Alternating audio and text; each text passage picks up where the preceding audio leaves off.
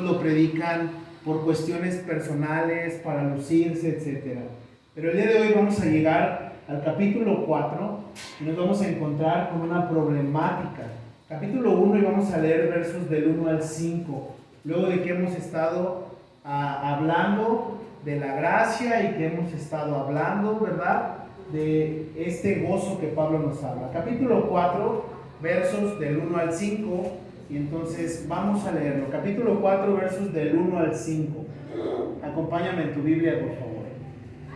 Y dice: así que, hermanos míos, amados y deseados, gozo y corona mía, estad así firmes en el Señor, amados. Ruego a Evodia y a Síntique que sean de un mismo sentir en el Señor. Asimismo te ruego también a ti, compañero fiel, que ayudes a estas que combatieron juntamente conmigo en el Evangelio, con Clemente también y los demás colaboradores míos, cuyos nombres están en el libro de la vida. Regocijaos en el Señor siempre. Otra vez digo, regocijaos. Vuestra gentileza sea conocida de todos los hombres. El Señor está cerca.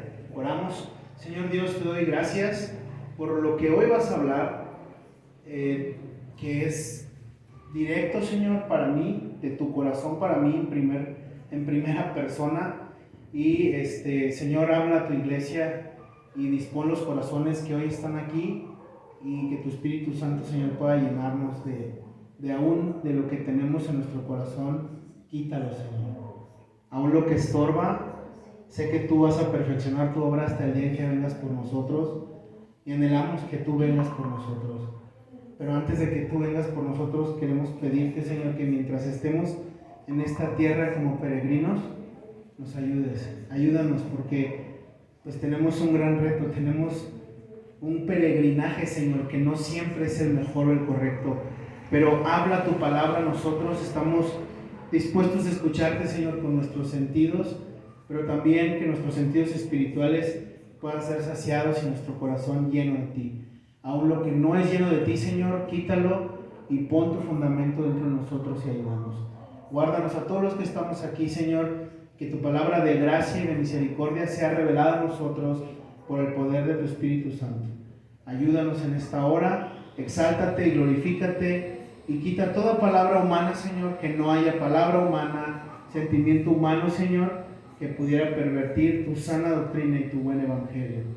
Te bendecimos en el nombre de nuestro Señor Jesucristo. Amén. Amén. Y bueno, entonces, primer verso, ¿no? Así que, hermanos míos, y Pablo los llama amados, mi anhelo y mi gozo, corona mía, y dice, manténganse firmes en el Señor.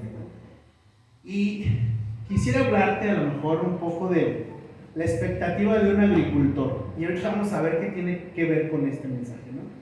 Pero de primera instancia quiero hablarte de un agricultor. Un agricultor, cuando va, ¿verdad?, al campo, pues entonces tiene que preparar la tierra, muchas veces tiene que dejarla reposar, y muchas veces tiene que ir y estar vigilando, tiene que depositar la semilla en el campo, ver que las aves que andan allí no vayan y saquen la semilla, tiene que estar guardando de que el agua llegue correctamente a la semilla, pues para que dé fruto. No solamente se trata de que el agricultor pues se llene de pesos el bolsillo, sino que si es un buen agricultor va a cuidar esa semilla y va a cuidar que dé fruto y que en algún momento pueda retirar esa cosecha que él ha sembrado. Entonces es necesario que este agricultor, aparte de ser un perito en el campo y de ser una persona que esté vigilante de lo que está sembrando, pues también alimente con nutrientes esa semilla y que le dé un buen trato con agua o con el fertilizante que él pida, ¿no?, con el que él vea, según él conozca. Y esta semilla pues va a empezar a crecer y va a empezar a dar fruto. Y entonces Pablo pone a los filipenses así, como un fruto y como una corona. Les habla con mucho amor y dice que son sus amados, que es un anhelo y que además es una corona mía. Entonces no está hablando de una corona que prácticamente hace alusión a un rey o a alguien de jerarquía. La corona con la que Pablo está hablando es la diadema que se ponen los atletas cuando llegan a la recta final de una carrera o de una pelea. Pablo era admirador, te lo dije antes, de las disciplinas en cuanto a las olimpiadas, y le gustaba observar y ver al ganador. Y entonces Pablo tiene esta imagen en su cabeza de una corona puesta en él porque está llegando a la meta. Pero antes de eso, y viendo lo del agricultor, Pablo está pensando en algo. Esta corona es parte de su fruto. Los filipenses son fruto de Pablo, fruto de esfuerzo, de sudor, de lágrimas, de oración, de ayuno. Pablo está visualizando a los filipenses desde su corazón y amando a los filipenses, diciendo: estos son mi fruto porque me han costado. Son mis hijos espirituales porque los he parido espiritualmente, porque me han costado discipularlos, porque me ha costado amonestarles, porque me ha costado llevarlos a los pies de Cristo. Y Pablo está viendo a los filipenses así, como un fruto, como una corona que todos pueden ver en el mismo estadio, y a la vez hablar de agricultor y de atleta, ¿no? Pero a la vez en el estadio está el atleta que llegó y está en el podium, y entonces pueden ver a este atleta y todos los demás pueden darse cuenta de que él llegó a la meta y que es el ganador. Y está esa corona.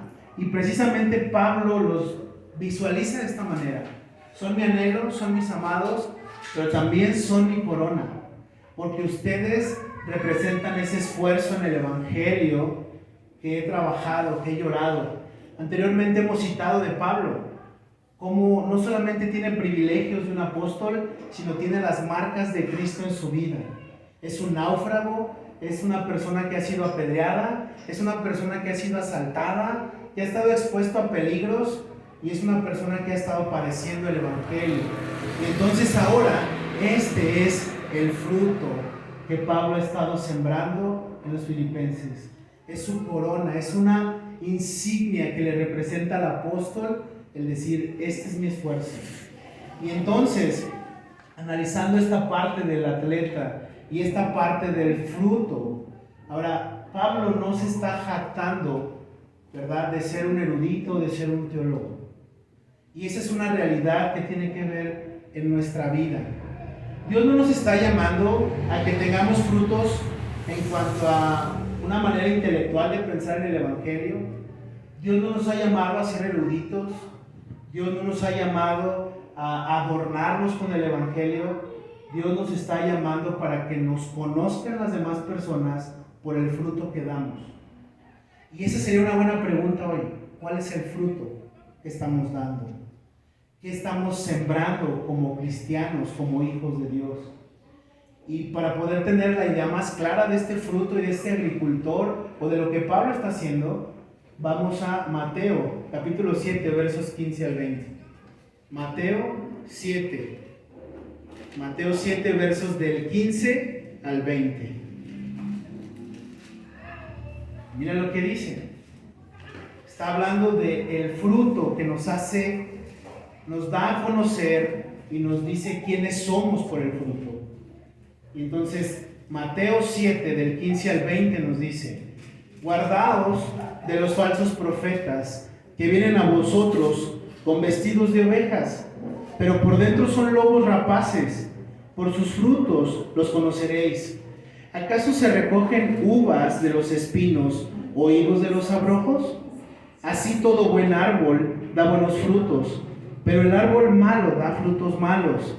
No puede el buen árbol dar malos frutos, ni el árbol malo dar frutos buenos. Todo árbol que no da buen fruto es cortado y echado en el fuego. Así que por sus frutos los conoceréis. Y entonces Pablo está siendo también conocido por el fruto que pueden ver ustedes en la vid del Señor. Y uno de estos frutos, de esos pámpanos chonchos y bordotes llenos de vida, es la iglesia de Filipenses. Y entonces es esta pregunta para ti y para mí: ¿cuánto fruto estamos dando? El fruto no es saberme versículos de memoria. Es bueno saberlos, es bueno memorizarlos, pero ese no es el fruto. El fruto no es leer la Biblia en 365 días. El fruto no es saberme y adornarme con el evangelio o frases que se escuchan muy chidas. Ese no es el fruto. El fruto tiene que ver más con lo que yo estoy sirviendo a mis hermanos, cómo estoy siendo yo con mi prójimo, cómo estoy yo alimentando al que tengo a un lado de mí, cómo estoy preocupándome en oración, cómo estoy yo viviendo mi vida como cristiano, pero referente al prójimo. El fruto es negarme a mí para poder servir al otro. Y entonces ese es un fruto que no muchas veces se ve. El elogio se ve. Los versículos aprendidos se ven. Una predicación se ve. Pero el fruto que nace del corazón para servir a los demás no muchas veces se ve. No muchas veces es aplaudido. Y esa es la idea. Porque la idea de Pablo cuando los llama corona mía es todo un detrás de oraciones, de ayuno, de persecución. Es todo un detrás de su vida, de negarse, de tener que dejar asuntos que pueden ser importantes para ir a atender a los filipenses. Y aquí está Pablo llamándolos a ellos mis amados. Y aquí está Pablo enseñándonos esta manera. Si el día de hoy nuestras obras fueran expuestas, y como Dios dice que estamos desnudos ante Él, si el día de hoy mis obras, la misma predicación de hoy, mi corazón fuera así expuesto delante de ustedes, porque de Dios está desnudo, delante de Él, pero si fuera expuesto, ¿qué habría? ¿Habría realmente un sentido de estar compartiendo? ¿O sería me robo la cámara, estoy siendo grabado, quiero que me vean? ¿Cuál sería el punto allí? Y si ustedes también fueran expuestos en su corazón, ¿qué habría? Si al final del día el fruto nos hace saber qué somos, ¿qué habría de fruto en nuestro corazón? Para entonces poder saber cuál es la corona que estamos llevando. Una corona de elogios, una corona en donde me ven, en donde me aplauden, o una corona en donde estoy sufriendo el evangelio, donde estoy luchando el evangelio. Pero, ¿qué es lo que está sucediendo? ¿No? Decía hace rato, no se trata nada más de memorizar un versículo. ¿Qué voy a hacer con ese versículo que ya memoricé? ¿A quién se lo voy a compartir? ¿A quién le voy a hablar de la gracia? ¿A quién le voy a hablar de lo que hoy escucho y salgo, me voy a la casa y digo, me voy bien bendecido? ¿Pero qué va a pasar después? ¿Cuál es el fruto que estoy dando? Y si nuestras obras, vuelvo a lo mismo, fueran entonces descubiertas, nos daríamos cuenta que muchas veces nuestros deseos y ánimos son más egoístas verdaderamente que realmente dar un fruto de amor hacia los demás. Pero aquí está Pablo poniendo a los filipenses como una corona de amor, como una corona donde le ha costado sus lágrimas. Y sabes, como cristianos nos va a costar esta carrera, nos va a costar este trayecto, y van a venir días de desánimo, y van a venir días en los que no vamos a querer caminar con el Señor, y van a venir días oscuros, y días difíciles, y días de enfermedad, y días terribles, pero al final del día, el árbol es conocido por el fruto. El gozo que tanto Pablo menciona en esta carta, también es un fruto. Pero este fruto no puede ser producido, ni puede ser motivado por nosotros mismos o como si fuéramos nosotros los mismos agricultores del cual te hablé en un inicio. Este fruto solamente lo puede hacer crecer Dios. Él es el que siembra, Él es el que riega y Él es el que hace crecer. Los demás somos chalanes y simples colaboradores de Dios nada más. Solamente. Entonces, verso 2, para poder entender qué onda con esto. Verso 2 de Filipenses. Verso 2 de capítulo 4 de Filipenses. Y dice, ruego a Evodia y a Síntique que sean de un mismo sentir en el Señor. Y esto nos lleva a las preguntas muy necesarias. ¿Quién es Evodia y quién es Síntique? Y entonces yo soy muy curioso a la hora de mi estudio y me gusta irme al acta de nacimiento y al expediente de estas personas pero no me encontré con nada, lo cual es muy bueno, porque la Biblia siempre nos va a revelar lo que nos quiere revelar, lo que necesitamos que nos revele, sin atender nuestras curiosidades. No nos va a llevar allá. ¿Por qué? Porque somos curiosos y nos desviamos y nos vamos por otro camino. Pero menciona algo interesante. Hay un problema entre Síntique y entre Evodia. No sabemos quiénes son, ni tampoco sabemos cuál es el problema o la bronca que tienen, pero traen un pique, traen algo en el corazón y ya es manifiesto en la iglesia. Y los miembros se han dado cuenta porque llegó a oídas de Pablo. Y no vamos a poner como el chismoso Epafrodito, que fue el que estuvo con él, pero quizás es el que le ha informado de este problema. Y entonces Pablo está escribiendo que estas dos mujeres tengan el mismo sentir. No nos dice el problema, no nos dice la causa, pero inmediatamente los lleva a la solución. Y este es el glorioso evangelio. El evangelio no está buscando culpables sino soluciones. El evangelio nos está llevando de la mano a buscar una solución, y la solución es que tengan el mismo sentir en Cristo Jesús. Entonces, algo interesante de lo que a lo mejor pude solamente rescatar es que algunos historiadores dicen que la traducción de Evodia era un hombre y que estos eran esposos. Pero no hay nada cierto con esto. Otro dato que pude a lo mejor encontrar así vagamente es que Evodio era más que un hombre, era el carcelero de Filipos, y entonces Sinti, que era la esposa del carcelero, ¿recuerdas? Estando encarcelado Pablo, tembló y que después él se quería matar y fue llevado a su casa y se le predicó y se bautizó. Algunos dicen que era él, pero tampoco sabemos. Y la realidad es que en esa curiosidad que puede llamarnos, tampoco nos interesa saber si eran ellos o no, porque lo que nos va a interesar es la resolución de este problema.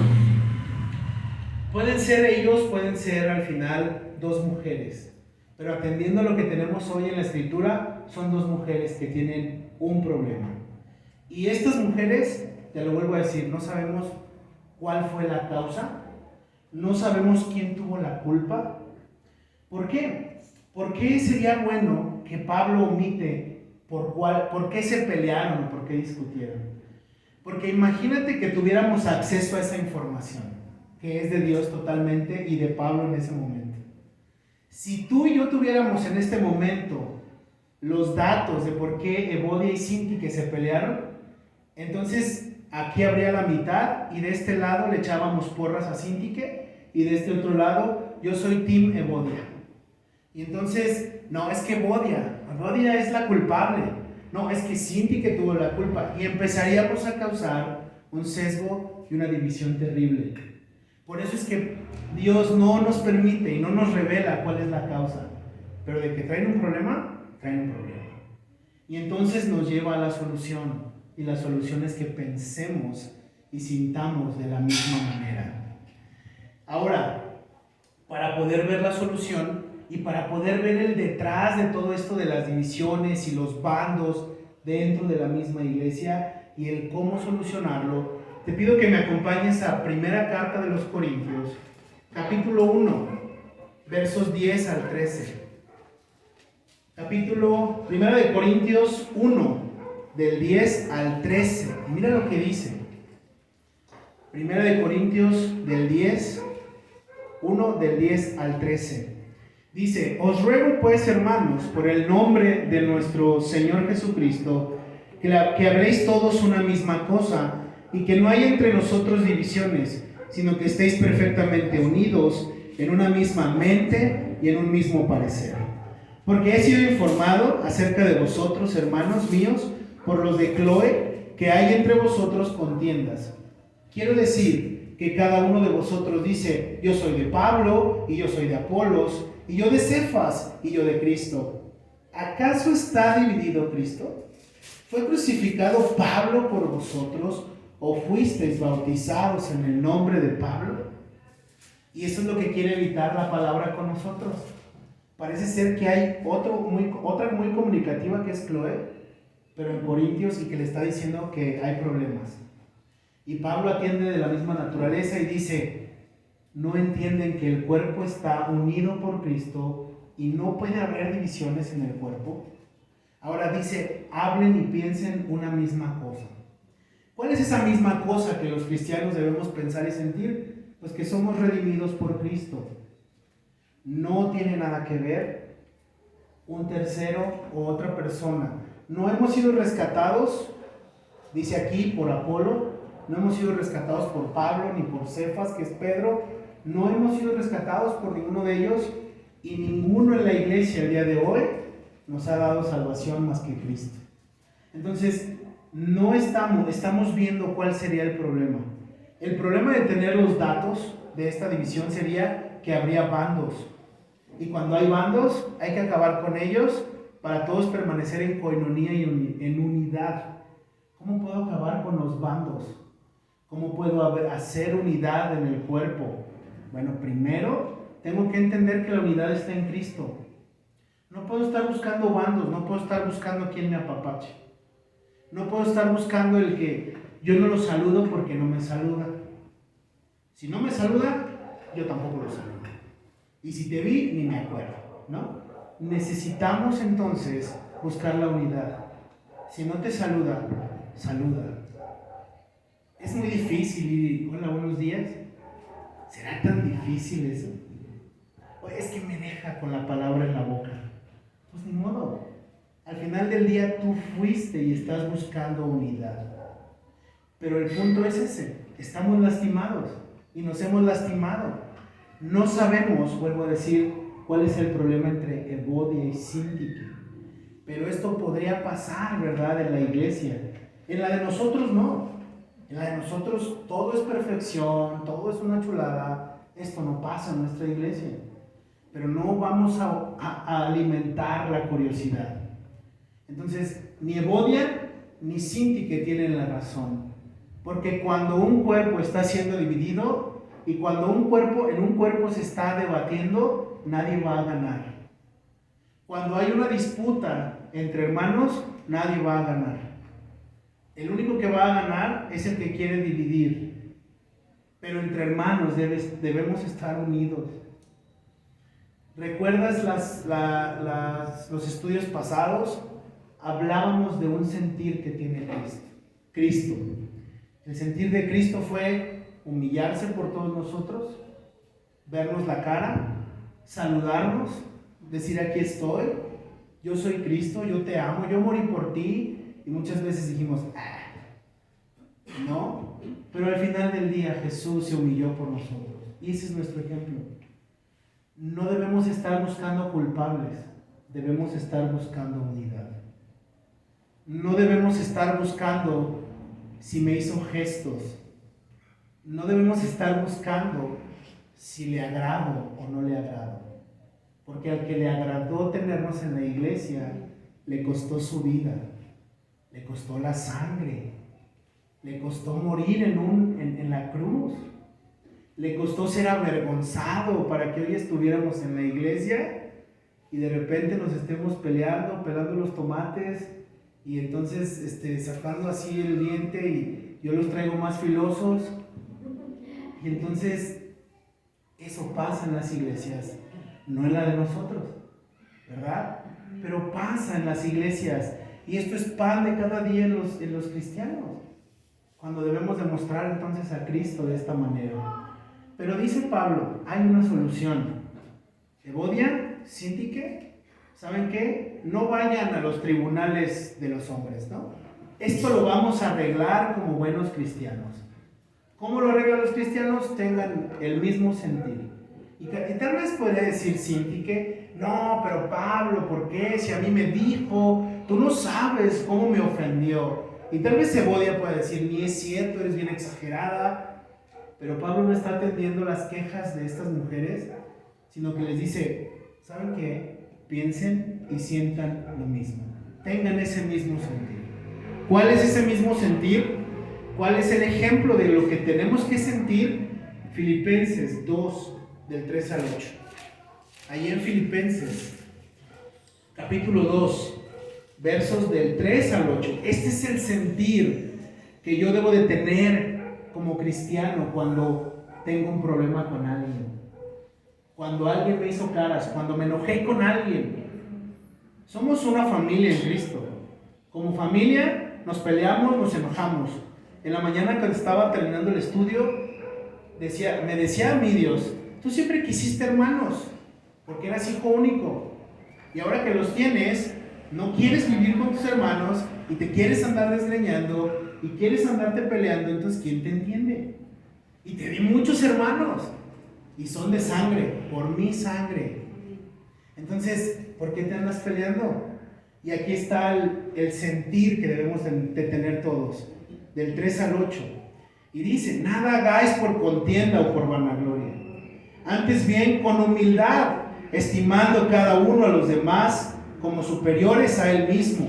Qué difícil. No mirando cada uno por lo suyo propio, sino cada cual también por lo de los otros. Haya pues en vosotros este sentir que hubo también en Cristo Jesús, el cual, siendo en forma de Dios, no estimó el ser igual a Dios como cosa que aferrarse, sino que se despojó de sí mismo, tomando forma de siervo, hecho semejante a los hombres, y estando en la condición de hombre, se humilló a sí mismo, haciéndose obediente hasta la muerte y muerte de cruz. Y este es el sentir que debemos tener. Nos debemos despojar de mi yo. El yo todo el tiempo está, ¿cómo tú te vas a disculpar? Si él fue el que te hizo. No, ¿tú te vas a disculpar en serio? ¿Que no tienes poquito orgullo? Pero dice la palabra, hay en nosotros el mismo sentir de Cristo, que se despojó de su deidad, que se despojó de su divinidad y dijo, quiero morir por esta bola de pecadores ingratos. Aún a pesar de que me van a fallar, yo quiero morir. Yo quiero dar mi vida por ellos. Y ese es el tema aquí. ¿Cuál es el sentir que tienen que tener Sintique y Evodia? El mismo sentir y pensar que hubo en Cristo Jesús. ¿Qué nos hace de diferentes de Evodia y Sintique? Pues nomás que ellos estaban en otra iglesia. Ellos estaban en Filipos. Nosotros estamos acá. Pero no hay diferencia. Ahora, la diferencia tiene que estar en el mismo sentir que tengamos. Pero es que, ¿sabes qué? Ese sentir no me lo da esa persona. Es que yo no siento por esa persona eso. Pero Cristo sintió por todos y cada uno de nosotros. No hizo excepción de personas. No buscó al más sabio, no buscó al más inteligente, al más tranquilo. No buscó a la ovejita. Ay, esta ovejita nunca se va por el lodo. Esta sí obedece. Pues buscó a los más perversos. Buscó a los más sucios. Hablando por mí. Buscó a los más perversos y los volteó a ver. Y tuvo ese sentir y ese pensar. Verso 3 de Filipenses.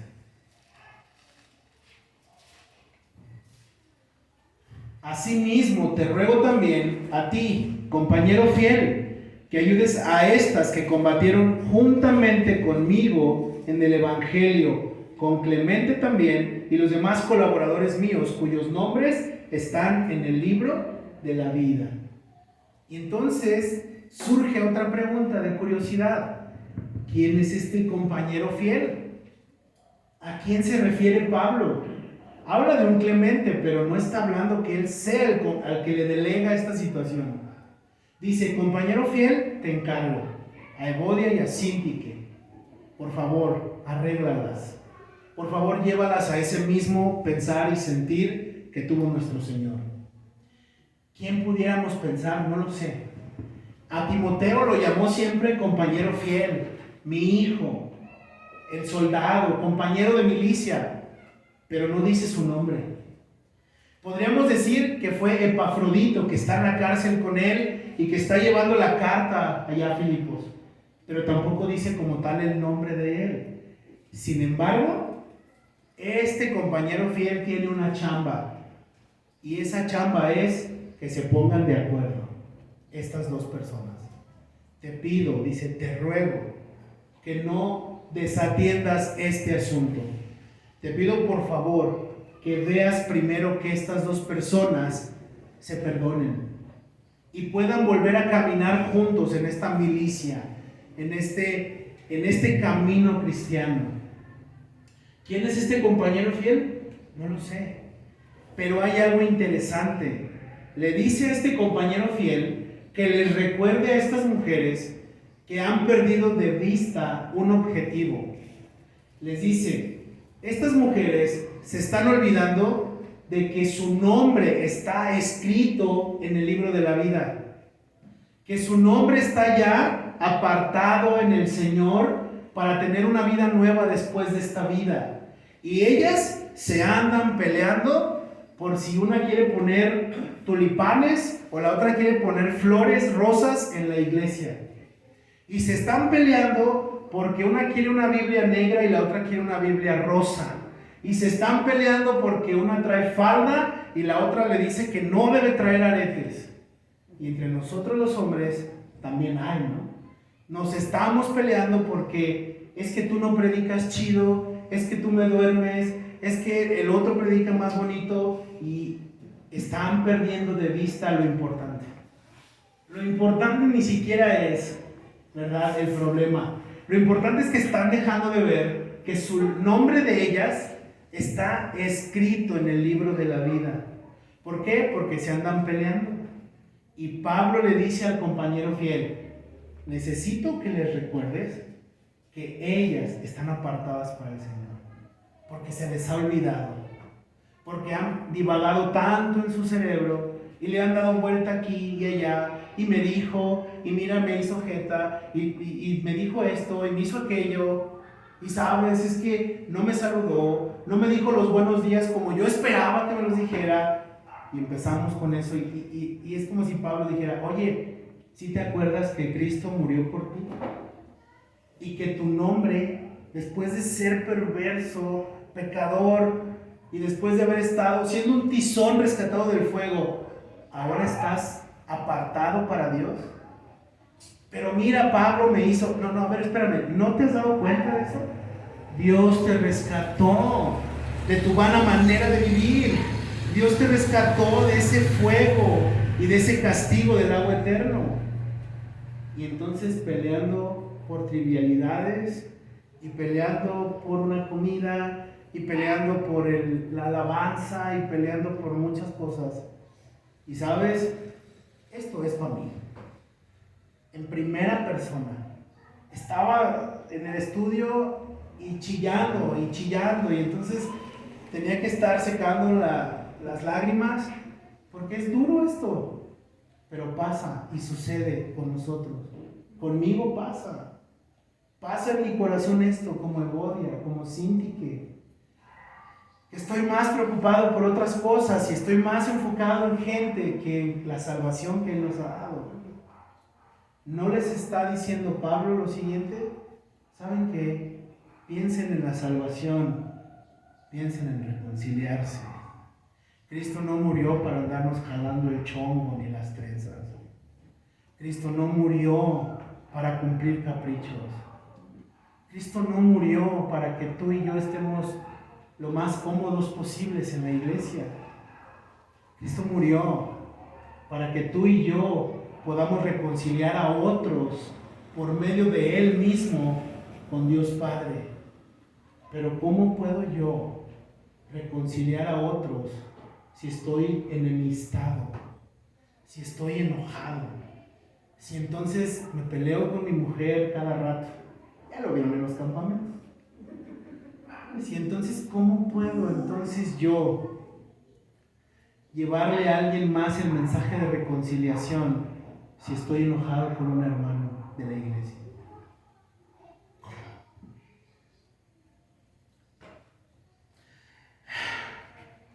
Y el punto es, 2 Corintios capítulo 5 versos 18 al 21. 2 Corintios capítulo 5 versos 18 al 21.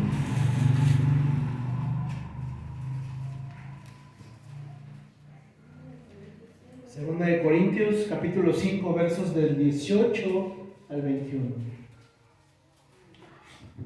Y todo esto proviene de Dios, quien nos reconcilió consigo mismo por Cristo y nos dio el ministerio de la reconciliación, que Dios estaba en Cristo reconciliando consigo al mundo, no tomándoles en cuenta a los hombres sus pecados, y nos encargó a nosotros la palabra de la reconciliación.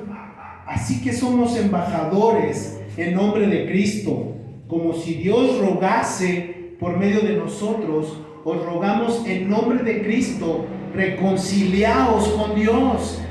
Al que no conoció pecado, por nosotros lo hizo pecado, para que nosotros fuésemos hechos justicia de Dios en él.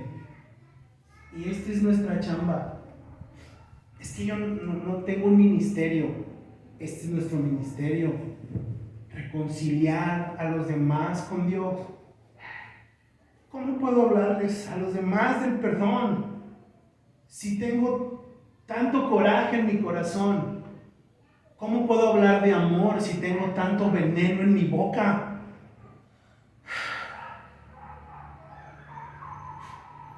¿Cómo puedo mostrar a Dios en mi vida si solamente soy un escenario donde brillo yo? El ministerio de la reconciliación es llevar a todos a conocer a Cristo. Es llevar a conocer a ese ser que nos volteó a ver cuando estábamos muertos en delitos y en pecados.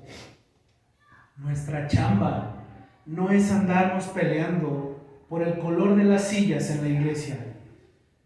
No es nuestra chamba pelearnos por cuáles alabanzas, por cuál ropa, por cómo debe de estar estructurada la iglesia.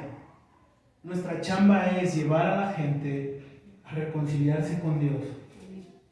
Amén. Hay gente afuera que se está perdiendo de esta bendición, que se está yendo día tras día al sepulcro y después del sepulcro resucitados para que sean condenados, porque tú y yo nos estamos peleando por una doctrina, por una denominación.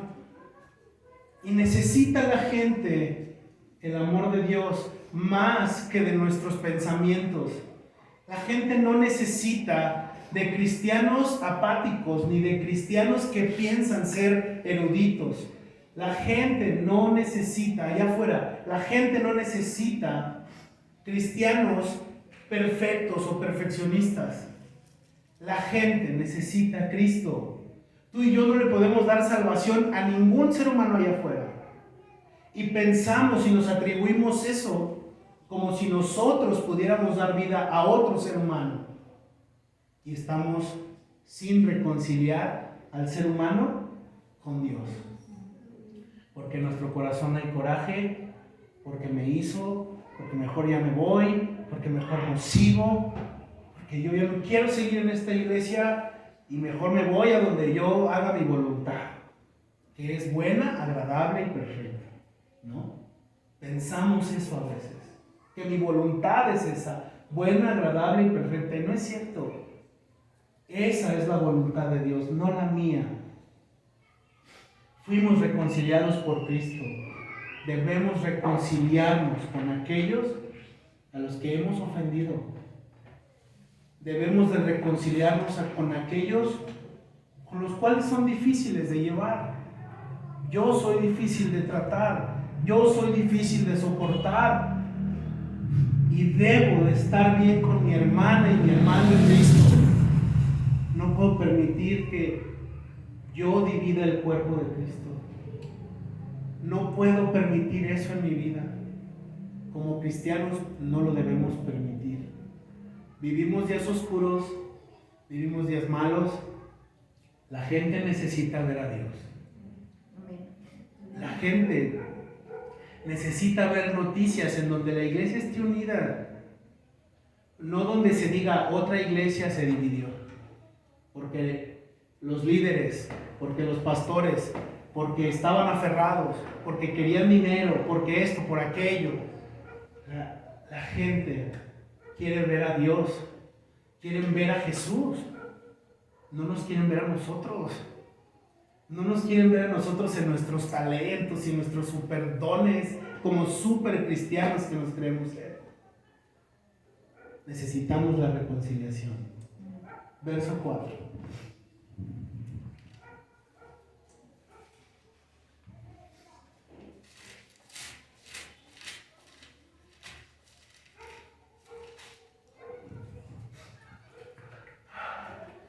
Regocijaos en el Señor siempre. Otra vez digo, regocijaos. Pablo 2 veces escribe esta parte. Regocíjate en el Señor. ¿Cuándo? Cuando ya cayó la quincena. Regocíjate en el Señor. ¿Cuándo? Cuando ya llegó el bono, cuando llegó el aguinaldo, cuando los planes me están saliendo de lujo. No, dice, regocíjate siempre. Regocíjate cuando las cosas están mal. Regocíjate cuando las cosas no van bien. Es difícil, ¿verdad? Regocijarnos y gozarnos cuando te acaban de decir que estás enfermo y que te va a ir muy mal. Es muy difícil tener gozo cuando te acaban de decir que vas a perder tu casa, o que vas a perder tu empleo, o que no tienes para esto, o que no tienes para aquello. Es difícil gozarte en eso. Pero Pablo no dice una recomendación, es un mandato. Y el mandato es, regocíjate siempre. Y si se te olvida, dice, lo diré otra vez, regocijaos en el Señor. Pero, ¿cómo puedo tener contentamiento en mi corazón? Cuando ha dado luz el pecado en mi corazón, ahí no hay contentamiento.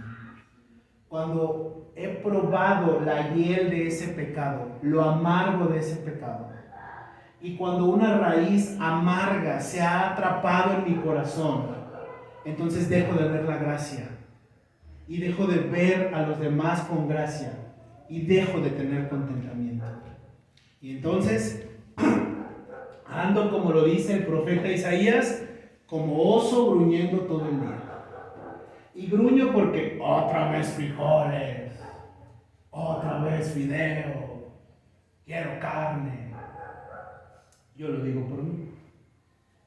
Y entonces no hay gozo en nuestro corazón, porque entonces tenemos una expectativa del cristianismo que nadie nos dijo, que Jesús nunca nos engañó. Esa expectativa es engañosa de acá dentro del corazón. Una expectativa que hombres han predicado muchas veces. Si eres cristiano te va a ir bien, porque un hijo de Dios, un princeso, no pasa hambre.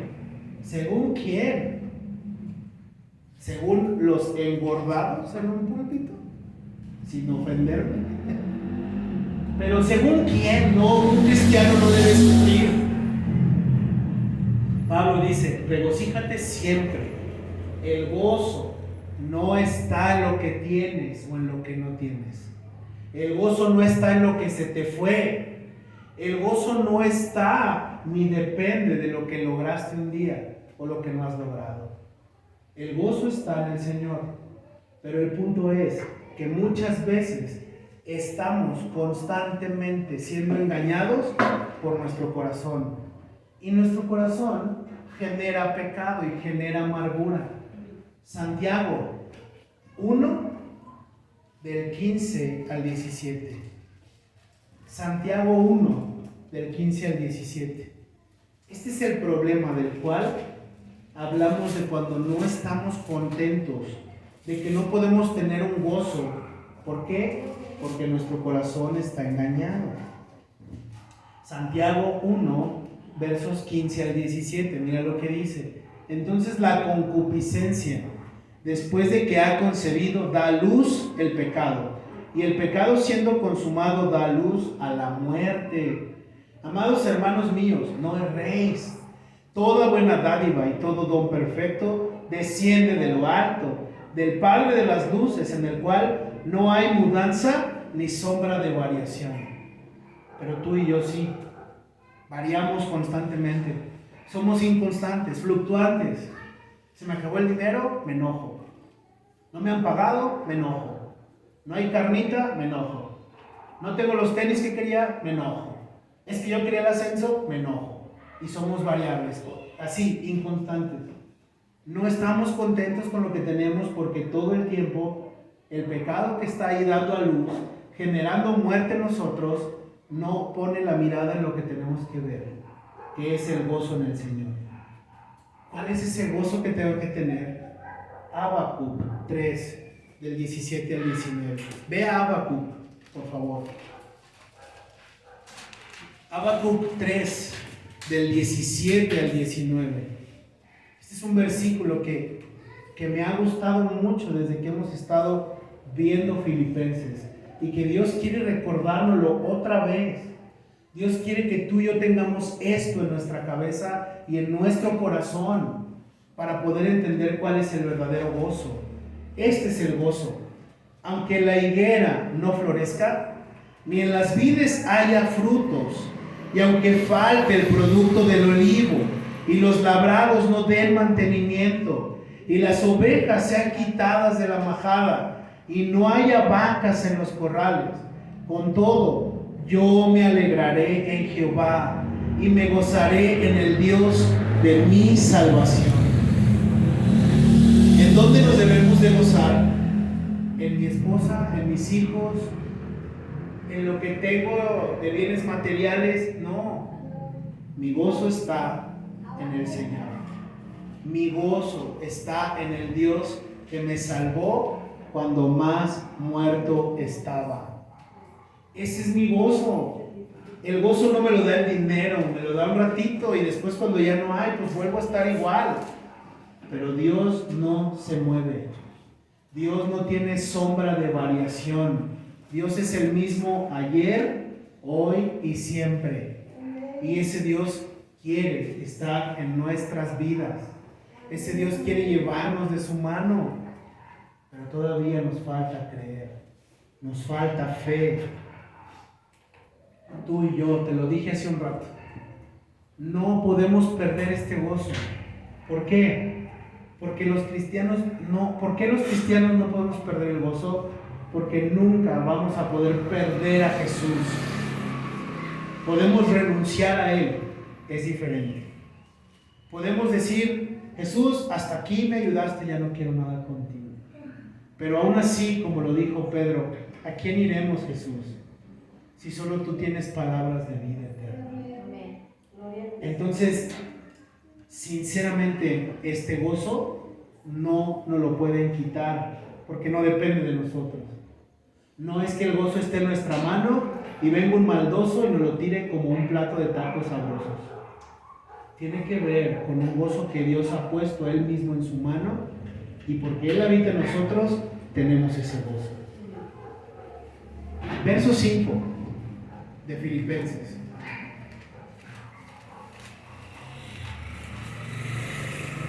Verso 5 de Filipenses.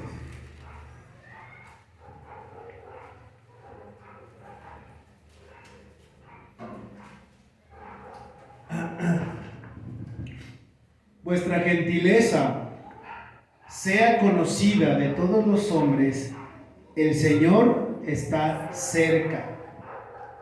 ¿Qué declaración de Pablo allí? Primero dice que nos debemos de gozar en el Señor, y después nos dice que nuestra gentileza es lo que es nuestra carta de presentación. Las palabras de Pablo serían que todo el mundo los conozca a ustedes por su gentileza, porque el Señor está cerca, próximo a venir. Ya está próximo a venir. Entonces Pablo menciona que tú y yo, vuelvo a decirlo, la carta de presentación de nosotros debe ser la gentileza con la que nosotros nos tratamos en la iglesia. ¡Qué barbaridad! De verdad, qué peso tan grande. Yo no me había dado cuenta de esto. En serio, qué irresponsable. Pero realmente tenía tan a la ligera el trato para con los demás. Los que me conocen saben que me encanta echar carrilla, relajo. Quizás hay alguien a quien no. Y yo no he sido muy cordial. Y yo no he sido muy buena onda a veces. ¿Por qué te digo esto? En las traducciones de esta palabra de gentileza, es una palabra que ha costado mucho a los estudiosos y a los que se dedican a esto de la traducción darle un sentido sin que tenga tantas aseveraciones o distintos calificativos. ¿Por qué te digo esto? Porque gentileza puede ser traducida como moderado, fíjate, comprensivo, desinteresado, considerado, mesurado, amable, simpatía, autodominio, buenos modales, buena educación, cortesía y por último y subrayado, gracia. Tiene tantas acepciones y traducciones esta palabra gentileza, pero la última me encantó, gracia. Y viene una pregunta: ¿hay algo que esté por encima de la misma justicia? ¿Habrá algo que esté por encima de la justicia? No hablando justicia humana, ¿no? Creo que eso lo entendemos. ¿Habrá algo que esté por encima de la justicia? Déjame decirte algo. La gracia está por encima de la justicia. ¿Por qué está por encima de la justicia? Porque esta palabra gentileza no solo trata modales externos, no solo trata como el me veo bien para que tú me veas bien, sino te acepto bien dentro de mi corazón para poder verte bien. Eso es gracia. La gracia no tiene efectos externos solamente. Para que todos me vean, que te siéntese aquí y Dios le bendiga. Y no digo que no lo hagas, pero no tiene que ver con costumbres o modales externos, sino que tiene que ver con lo interno del corazón. ¿Hay algo más grande incluso que la ley? Sí, la gracia. ¿Hay algo más grande que la justicia? La misma gracia. ¿Por qué es más grande entonces la gracia que la justicia? Porque si fuimos justos por Jesús, ya no entendí, ya me perdí. Pero realmente el punto a donde yo quiero llegar es el siguiente. Ve conmigo a Romanos 5, del 20 al 21. Romanos 5, del 20 al 21. Romanos 5, versos 20 al 21. Y mira lo que dice. Pero la ley se introdujo para que el pecado abundase. Mas cuando el pecado abundó, sobreabundó la gracia, para que así como el pecado reinó para muerte, así también la gracia reine por la justicia para vida eterna mediante Jesucristo, Señor nuestro. Cuando el pecado fue más, la ley estaba ahí, acusándonos del pecado, acusándonos de lo que estábamos haciendo mal, y la ley estaba testificando que no podíamos salvarnos a nosotros mismos. Pero cuando nuestro pecado fue más grande, su gracia fue todavía más grande. Y esa gracia que fue tan grande quedó testificada en una cruz, con un hombre desfigurado de su rostro, con el hijo de un carpintero, que ni siquiera era el dueño de la carpintería, lo dijimos. Ahí quedó, donde la gracia fue más grande que la misma justicia. La exigencia de Dios era que tú y yo debíamos cumplir esa ley de santidad, pero no pudimos, porque nuestro pecado fue más grande y más perverso y más cochino. Pero ¿hay algo más grande que la justicia? Sí, la gracia. ¿Y qué tiene que ver esto con la gentileza? Tiene que ver todo. Si no fuera por Jesús, tú y yo estaríamos muertos ya. No estaríamos aquí reunidos, alabando su nombre y escuchando sus palabras de Él. Estaríamos muertos. Pero es esa gracia que fue más grande que nuestro pecado que nos alcanzó. Amén, amén. Y entonces, la gentileza con la cual yo debo tratar a los demás es esta misma gracia. Qué terrible que muchas veces la ley la tengo en mi corazón y en mi boca para juzgar y sentenciar a los demás. Pero no trato a los demás con la misma gracia con la que fui tratado. Y sabes, te lo dije hace rato, la expectativa de los que están afuera, como dice Hebreos, hay una gran nube de testigos alrededor de nosotros. Y esa nube de testigos quieren ver a Jesús. Como en el Evangelio, cuando le dijeron a Felipe, queremos ver a Jesús. No a los discípulos, no a los apóstoles, no a nosotros. Queremos ver a Jesús. ¿Por qué tiene que ver esta palabra gentileza con gracia? Porque es esa misma gracia con la cual Dios hoy nos ha libertado y por la cual hoy nos tiene aquí delante de Él sin merecerlo. Y la gente está haciendo esta pregunta constantemente. ¿Dónde está Dios? Dios no existe. Y la gente está constantemente diciendo esto. Dios no existe, nosotros nunca hemos visto a Dios. Y nosotros podemos decirles, ¿verdad? Defendiendo el Evangelio, pues se ha visto a Dios en el Hijo. Y el que vio al Hijo ha visto a Dios.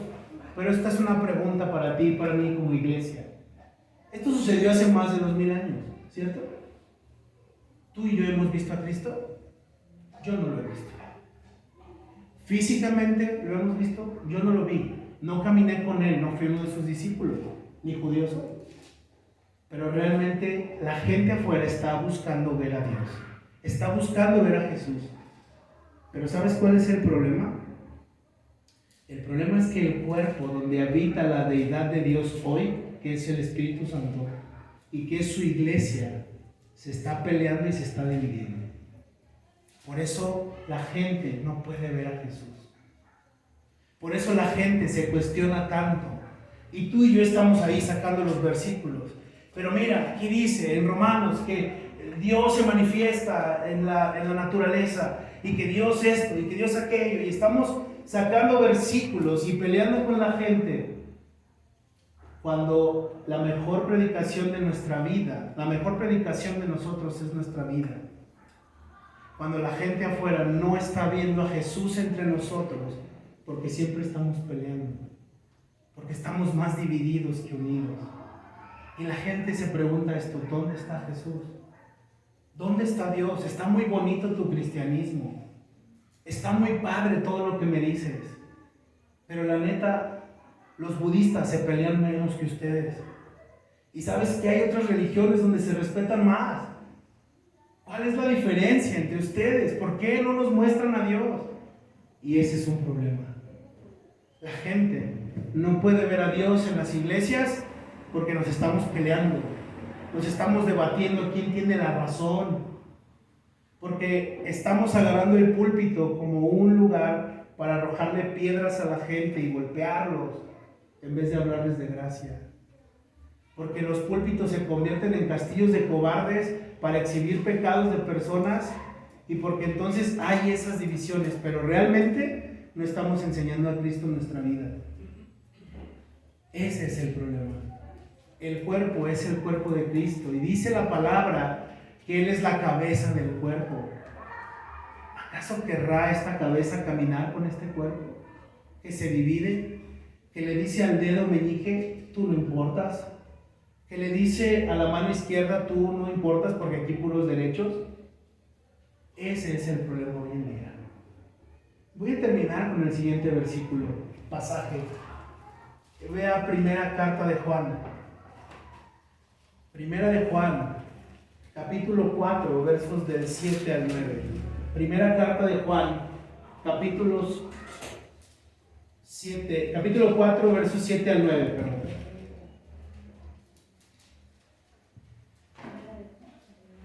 Primera de Juan, capítulo 4, versos 7 al 9. Mira lo que dice. Amados, amémonos unos a otros, porque el amor es de Dios. Todo aquel que ama es nacido de Dios y conoce a Dios. El que no ama no ha conocido a Dios, porque Dios es amor. En esto se mostró el amor de Dios para con nosotros, en que Dios envió a su Hijo unigénito al mundo para que vivamos por Él. Y entonces, esa es la causa por la cual la gente quiere ver a Jesús, pero nosotros no se los hemos enseñado. Les hemos mostrado versículos, los hemos puesto aquí, los hemos subido las predicaciones a YouTube, se han compuesto alabanzas que hablan de Jesús, se han hecho libros cristianos, pero no les hemos enseñado a Jesús como iglesia. ¿Por qué? Porque detestamos al hermano, porque repudiamos al prójimo, porque nos gusta hacer alarde de eso, porque todo el tiempo estamos mostrando más nuestro corazón perverso que a Cristo, que quiere estar en nosotros. El problema no es Jesús, porque Él ya se mostró al mundo en la cruz del Calvario. Él ya nos salvó, pero como iglesia, ¿qué estamos haciendo? ¿Aprendiendo versículos? ¿Está bueno? ¿Estamos enseñando una religión? Pues qué bueno. Reglas humanas. Todo eso no da salvación. Nosotros podemos hacer visible a Cristo en el cuerpo que Él salvó y redimió, en el cuerpo que es su novia. Pablo lo dijo, el Señor está cerca. ¿Cómo espera encontrar el Señor a su iglesia? ¿Unida en espíritu y en verdad? ¿O como un cuerpo dividido y amolado por el pecado? Él no lo dejó así. Ese es el problema. Nuestra esperanza es que si en efecto nosotros tenemos un Dios de gracia y un Dios de amor, y ya lo leímos, pero ni todos los versículos, ni toda la Biblia que nos sepamos de memoria, ni las frases de C.A. Lewis, ni de Tozer, ni de todos esos estudiosos de la Biblia que posteemos en Facebook o que yo me sepa de memoria, le van a mostrar a la gente a Cristo. Lo único que le puede mostrar a la gente a Dios es la unidad como iglesia.